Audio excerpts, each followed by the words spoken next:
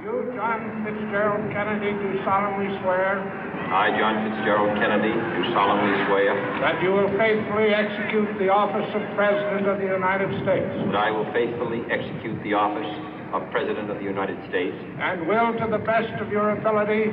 And will, to the best of my ability. Preserve, protect, and defend the Constitution of the United States. Preserve, protect, and defend the Constitution of the United States. So help you God. So help me God.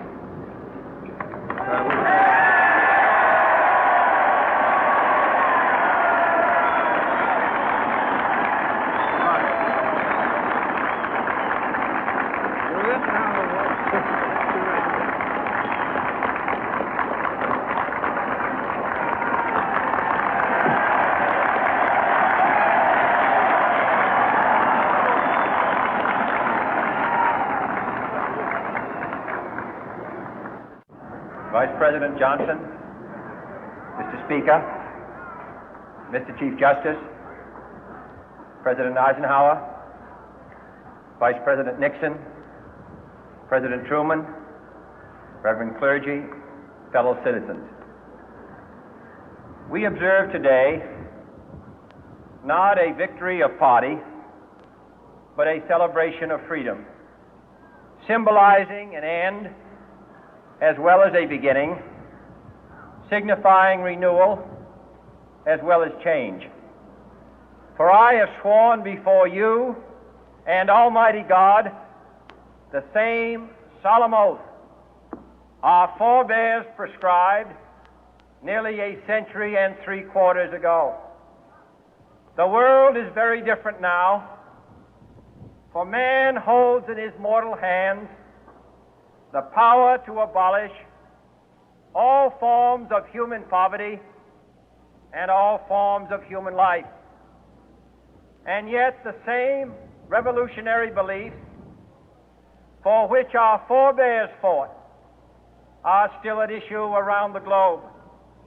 The belief that the rights of man come not from the generosity of the state, but from the hand of God. We dare not forget today that we are the heirs of that first revolution. Let the word go forth from this time and place to friend and foe alike that the torch has been passed to a new generation of Americans born in this century, tempered by war, disciplined by a hard and bitter peace, proud of our ancient heritage, and unwilling to witness or permit the slow undoing of those human rights to which this nation has always been committed and to which we are committed today at home and around the world.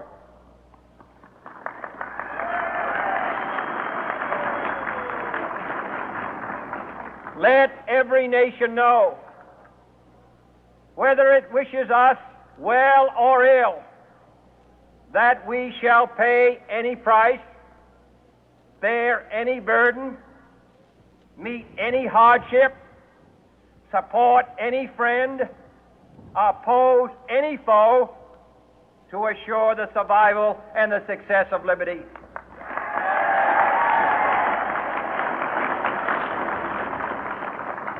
This much we pledge and more.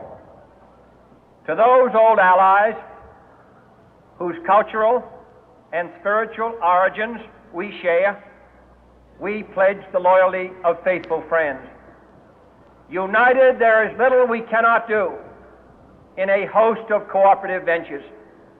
Divided, there is little we can do, for we dare not meet a powerful challenge at odds and split asunder.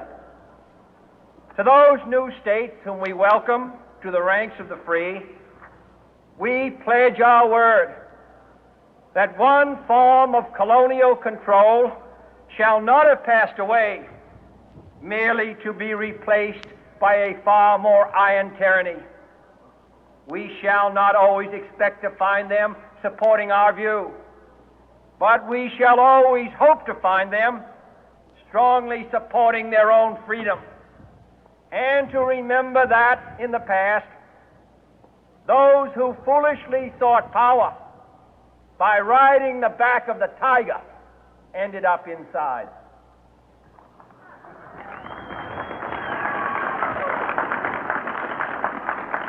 To those people in the huts and villages of half the globe struggling to break the bonds of mass misery, we pledge our best efforts to help them help themselves for whatever period is required, not because the communists may be doing it, not because we seek their votes, but because it is right. If a free society cannot help the many who are poor, it cannot save the few who are rich.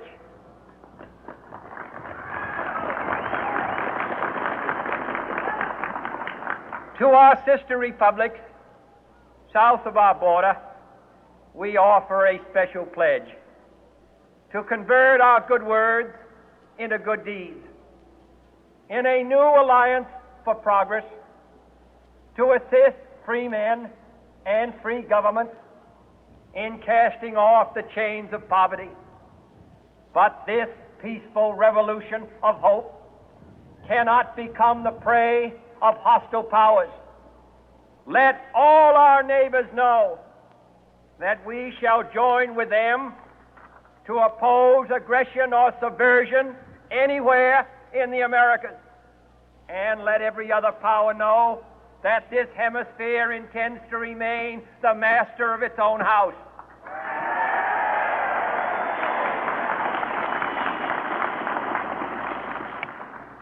To that World Assembly of Sovereign States, the United Nations, our last best hope, in an age where the instruments of war have far outpaced the instruments of peace, we renew our pledge of support to prevent it from becoming merely a forum for invective, to strengthen its shield of the new and the weak, and to enlarge the area in which its writ may run.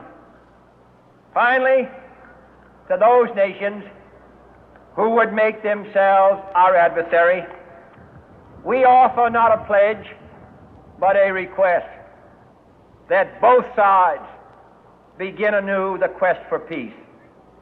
Before the dark powers of destruction, unleashed by science, engulf all humanity in planned or accidental self-destruction, we dare not tempt them with weakness, for only when our arms are sufficient beyond doubt can we be certain beyond doubt that they will never be employed.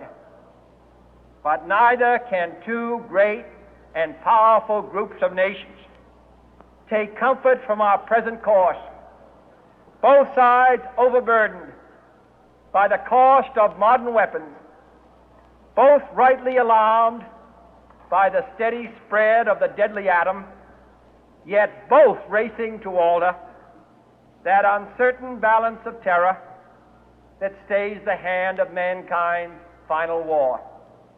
So let us begin anew, remembering on both sides that civility is not a sign of weakness, and sincerity is always subject to proof.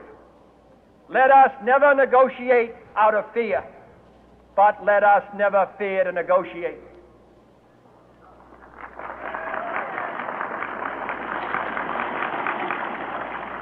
Let both sides explore what problems unite us, instead of belaboring those problems which divide us. Let both sides, for the first time, formulate serious and precise proposals for the inspection and control of arms, and bring the absolute power to destroy other nations under the absolute control of all nations.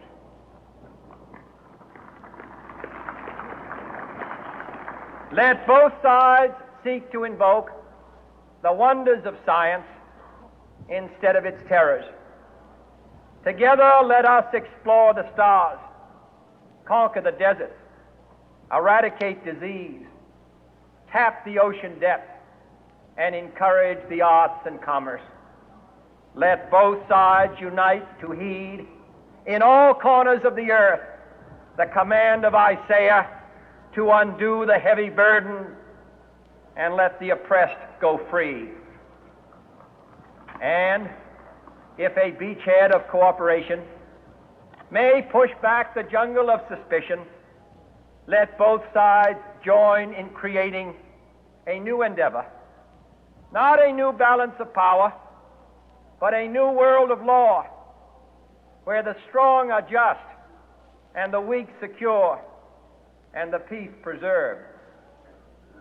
All this will not be finished in the first 100 days, nor will it be finished in the first 1,000 days, nor in the life of this administration, nor even perhaps in our lifetime on this planet.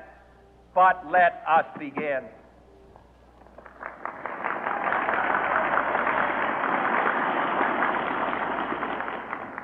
In your hands, my fellow citizens, more than mine, will rest the final success or failure of our course. Since this country was founded, each generation of Americans has been summoned to give testimony to its national loyalty. The graves of young Americans who answered the call to service surround the globe.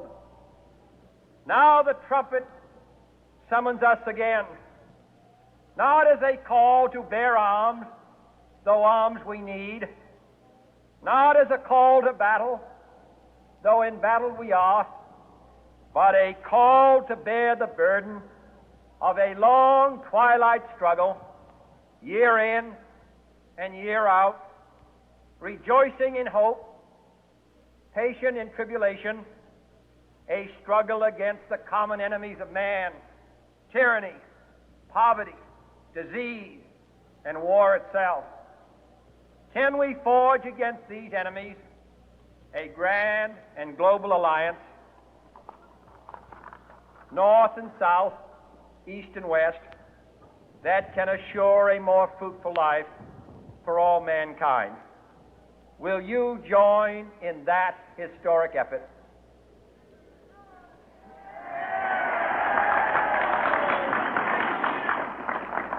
In the long history of the world, only a few generations have been granted the role of defending freedom in its hour of maximum danger.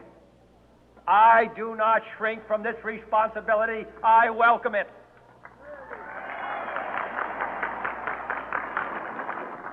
I do not believe that any of us would exchange places with any other people or any other generation.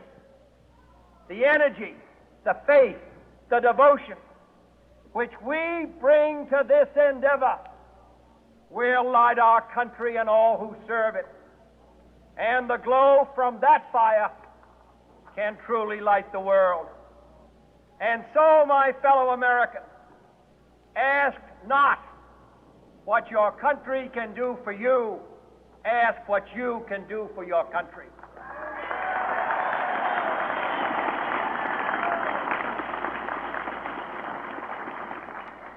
My fellow citizens of the world, ask not what America will do for you, but what together we can do for the freedom of man.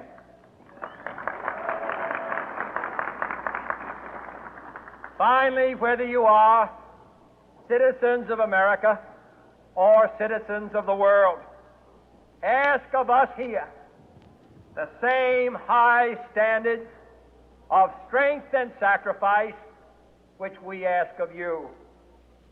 With a good conscience, our only sure reward, with history the final judge of our deeds, let us go forth to lead the land we love, asking His blessing and His help, but knowing that here on earth God's work must truly be our own.